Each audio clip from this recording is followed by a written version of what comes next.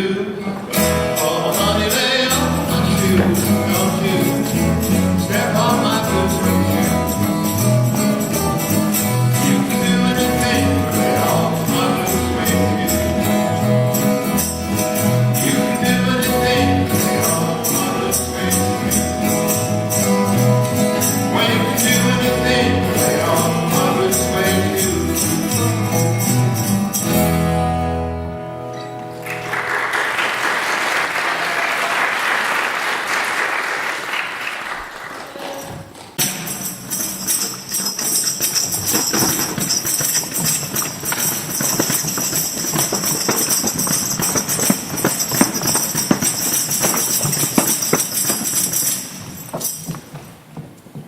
My favourite pair of shoes, all leather.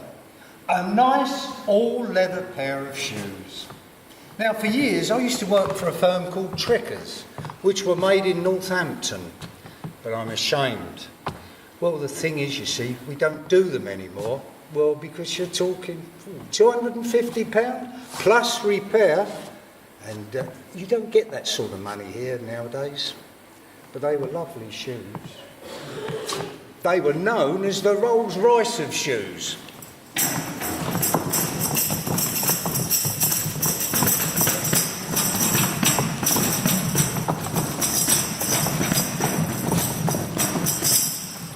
My favourite pair of shoes is, funnily enough, this pair of shoes that I've got on. I find them quite useful for driving in as well, because you can drive somewhere, and if you're comfortable driving there, you can get out and go for a walk wearing the same pair of shoes. I'm a professional speaker, and one of my talks is, it's good to walk.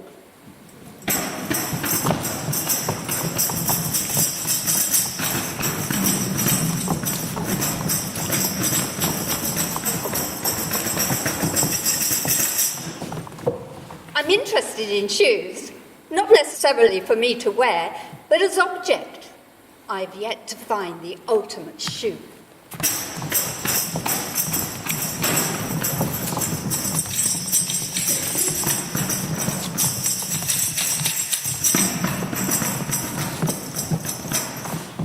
I must have 60 pairs of shoes.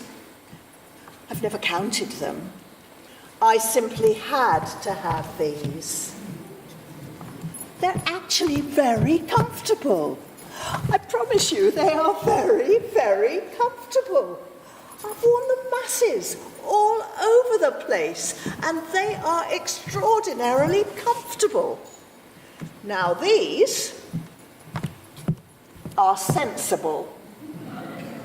Don't you think they're sensible? I spray them so they stay white.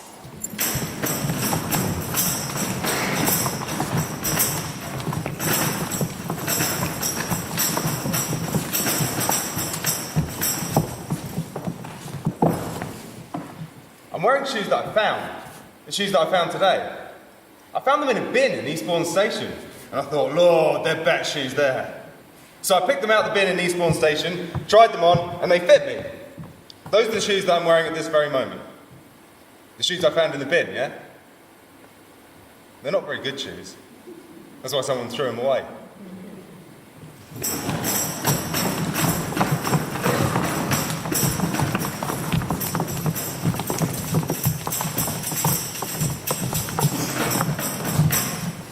There's actually stuff called Crepe Protect. And you put it on your shoes and it cleans them up, keeps them looking fresh, protects them from stains and stuff. So you see, people are looking after their shoes in the same way that they're looking after themselves a bit, really.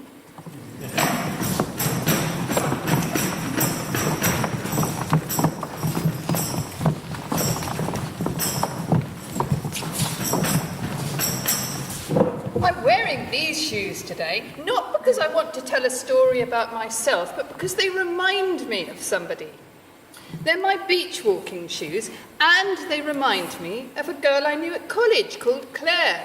She was quite a personality.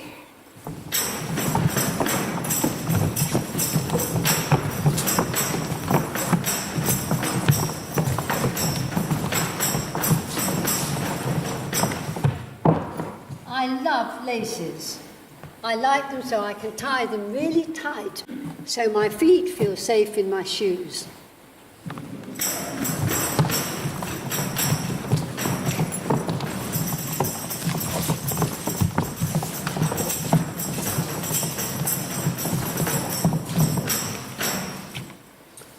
I went to a club with a mate of mine. We sat down at the table and there was this gorgeous looking girl. So, instead of speaking to him, I talked to her all night. That's when I first met my wife. Obviously we're married now, but she met me with these horrendous shoes and this green denim suit.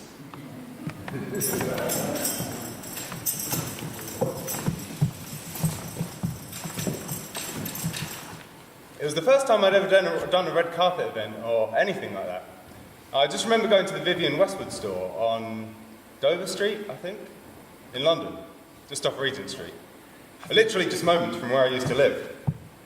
It's just fantastic, because the material of the product is almost like plastic. It's just unreal. I just took to them straight away when I thought they are just so Andre for this moment. So I decided to get them.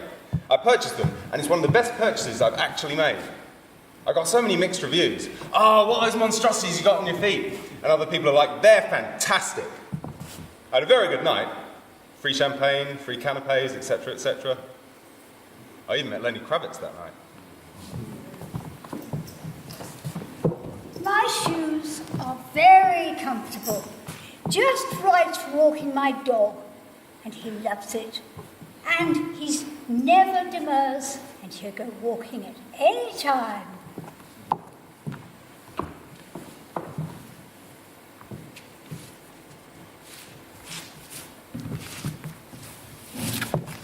When I looked into buying dogs, my mum said that she would not help pay for any shoes that made me look like a man. But when I saw the patterns on these ones, she okayed them, which was amazing for me. I used to have my friends writing on them all the time, little messages just for me to read.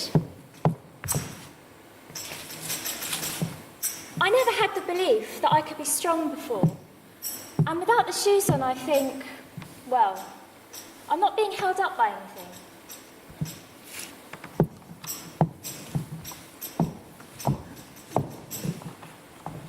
These are a pair of brown shoes. Very plain, very dull, and boring. I wore them to my stepdaughter's funeral when I wanted to wear pink, or purple, or maybe red. She was only 18, and she loved colour, loved brightness.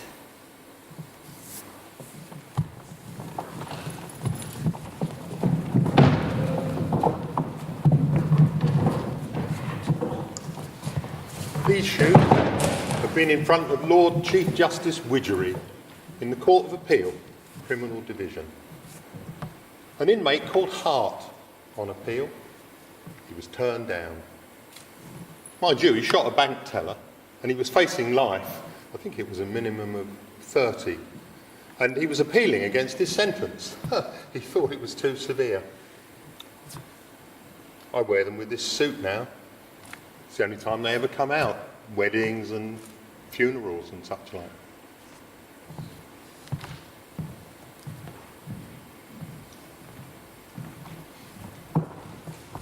My favourite shoes are these. They're so comfortable. Everything I buy is floral. Hence the dress. Right? We've just done a walk along the seafront. I have a floral hat. Everything I buy is floral.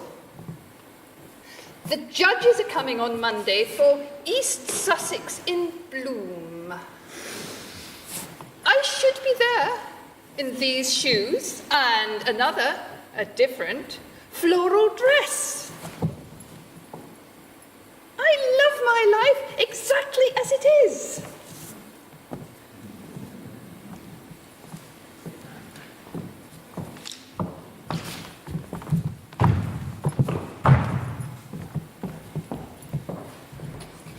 I'm walking away from quiet, I suppose. I'm walking towards excitement. I'm walking towards the wild side. You know, the wild side of the beach. There's always something wild about beaches, isn't there? I took my red shoes when I left home for the first time. Wild, fledgling me. I left Bexhill behind, actually. I'd led a sheltered life here, and now I was completely on my own. I love days when I'm on my own. Some of my best times have been when I've been on my own, when I've had the chance to do something that I want to do, when I totally haven't got anyone else I have to think of, plan for, or do things with. I love that freedom.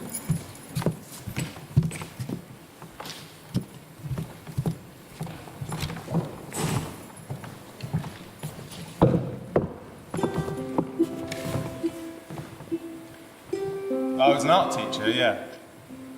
I used to be an art teacher, but I'm not an art teacher anymore. So I don't have to be a grown-up. So I don't have to clean my shoes. What a waste of time. When you're a teacher, right, you can't be a human being. I don't want to pretend. I don't want to live a life of pretense. I just want to get my guitar and I want to sing some people's songs, and that's it. That's what I want to do. I kind of miss the money and the security, but that's not what life's about, is it? Life's about life.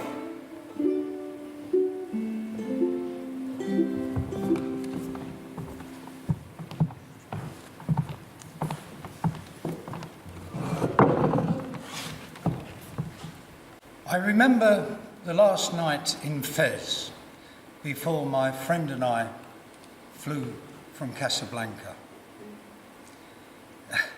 And then finally just severed our friendship. He'd done a tarot reading for me, which was something he liked doing. And I remember all the interesting cards, but the one card I do remember suggested transformation, and some quite really serious transformation.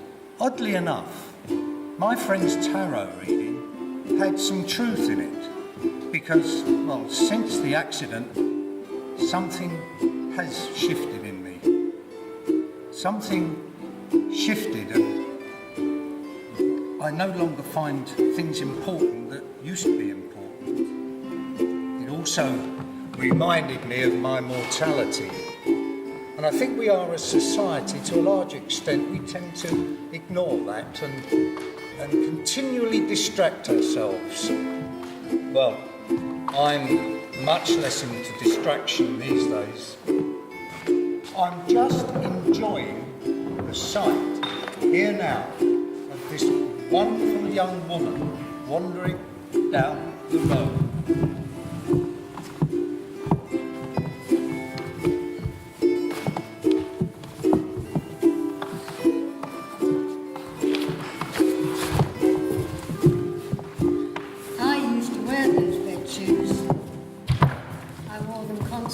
And it signifies walking away from an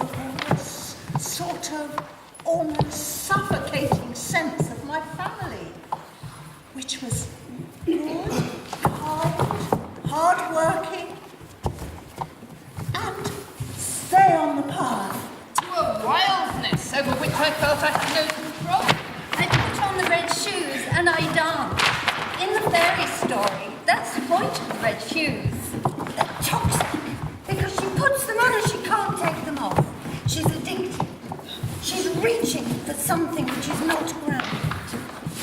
And that's the difference between a hand-built life and one to buy or acquire. My home life was handmade, definitely. And I walked away. I didn't want the handmade stuff.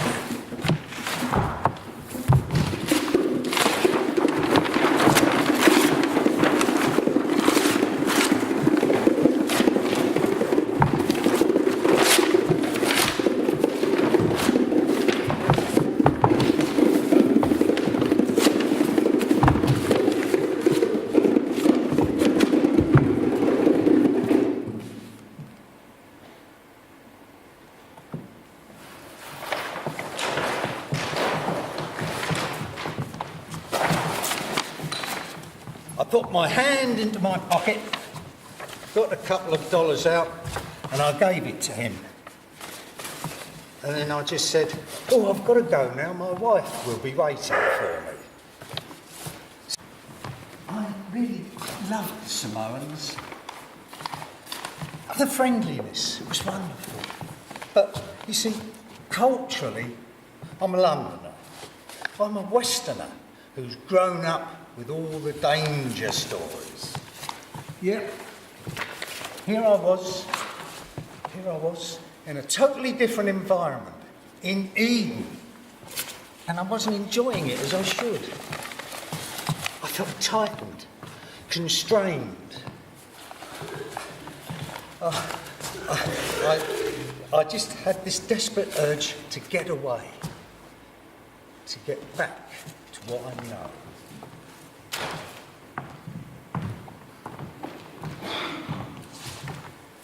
You know, it must have changed me because I'd been in the service long enough for it to have a profound effect on me. We used to work ridiculously long hours. Ridiculous. Take Barry May, he was a good cricketer. And he got sent home because he was tired after a real intense period of duty. He was sent home by the chief. And he went to bed. And he shouted down to his wife, "Stay! I think I'm going to die." And he did. The average retirement life used to be about 3 years. I've beaten that now. You've got to remember that in a long-term prison, the whole population has got nothing to do other than plot and plan, and they do. They do. My second to last booking, that's putting a prisoner on report, was Bronson. God, he was a stupid man. He was believing his own publicity. He wanted to be classed as the most dangerous man in the country, which of course he never was. And his payoff is that he sleeps every night behind a closed door, all by himself, doesn't he? On his own.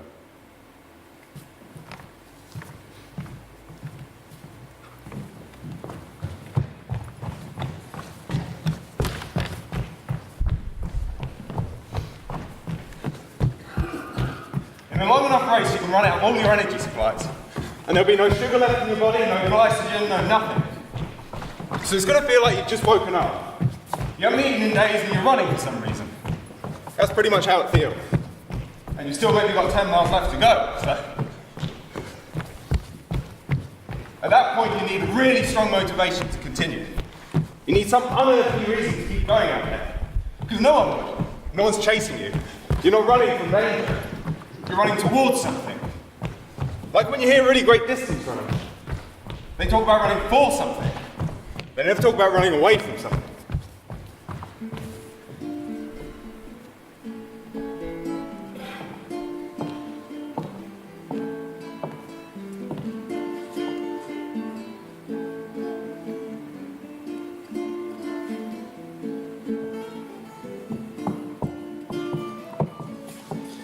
These are my dance shoes. The very first dance shoes that I bought. And when I bought them, I thought, at last, I'm a real dancer now because I've got my dance shoes. I had one of these record players, and I took it into a field, and I danced and danced. Nobody was watching me. I was just on my own. At the end, I got stung by a bee. I feel as if I've left a shadow of my former self behind, and I'm getting better and better, more perfect. But I doubt I will get more perfect because there's always something new to learn, always something to aim for. It's always a never-ending journey.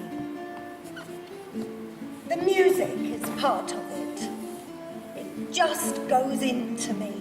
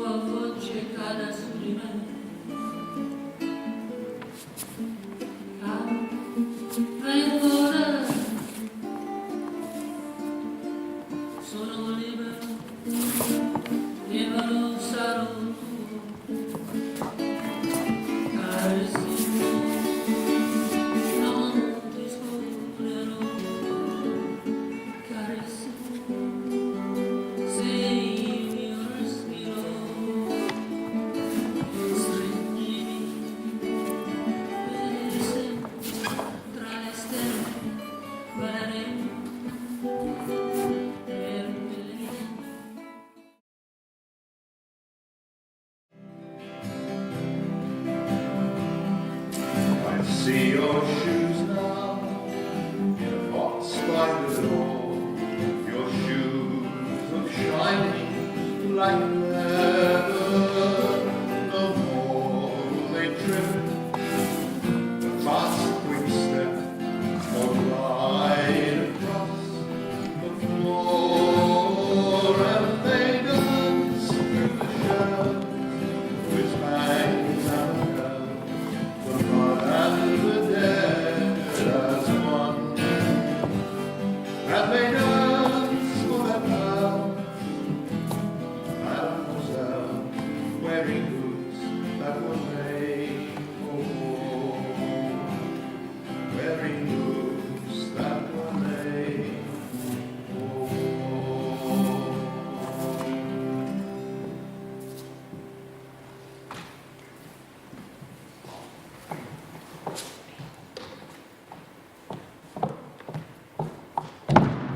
The thing about these boots is they're so comfortable.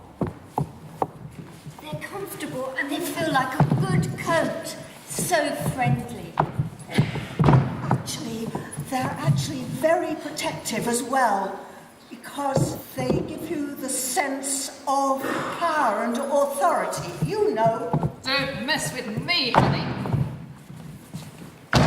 I walked away from London. I'm walking towards an open road and a different kind of tribe. I'm looking for a tribe to talk with about art and creativity. Music and peace. Who are my tribe? Are they going to relate to my shoes? So the boots are about finding that tribe who say, your boots are fine, come in your boots.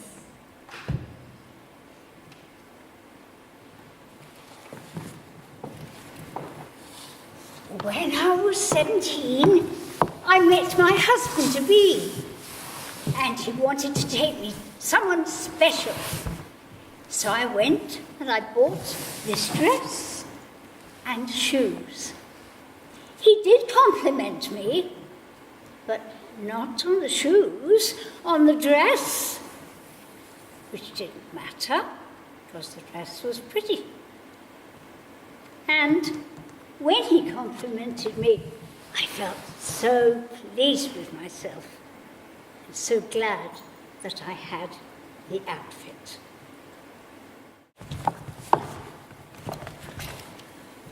The reason I bought these shoes today is because... It's a kind of lesson to myself that I should be wearing more colours. Because that's me.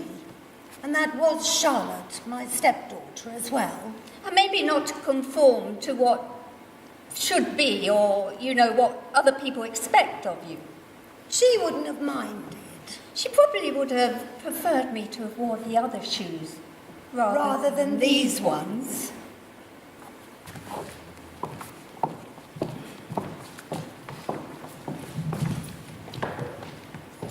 You know, I just live as I feel at the time. I'm not particularly into trends or anything. I am as I am. I don't change. At my 60th birthday party, my son, in his speech, he said, "You are what you are what you get." That's true, really. Guess I don't hide anything. I'm a real person. Yeah.